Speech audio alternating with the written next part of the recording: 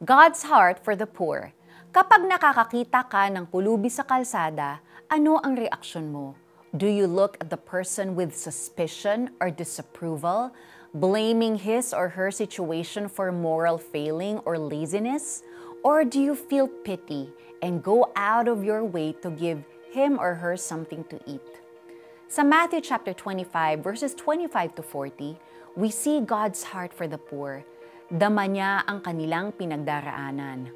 When we do good deeds for the less fortunate, we touch the heart of God. Consider the following stories. Lumaki sa hirap si Stella, subalit hindi naging hadlang ito upang maabot niya ang pangarap na maiahon sa kahirapan ng kanyang pamilya. With faith in God and hard work, Stella achieved her dream. Dahil sa naranasang kahirapan, nagkaroon siya ng pusong matulungin.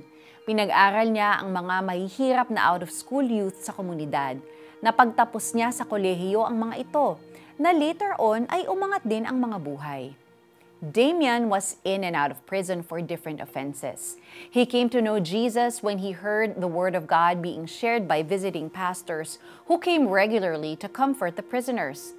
Labas-pasok pa rin sa bilangguan si Damian, ngunit hindi na dahil sa nagawang krimen, kundi upang ibahagi ang pagmamahal ng Diyos.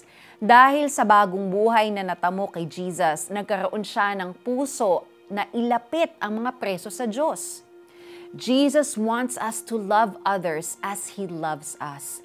Gayun din, sinabi niya na huwag nating tatanggihan ang mga humihingi ng tulong at nangungutang.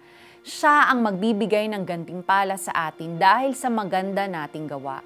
He wants us to show deep concern for others, whether it is through financial giving, praying, or spending time with them. Let's pray.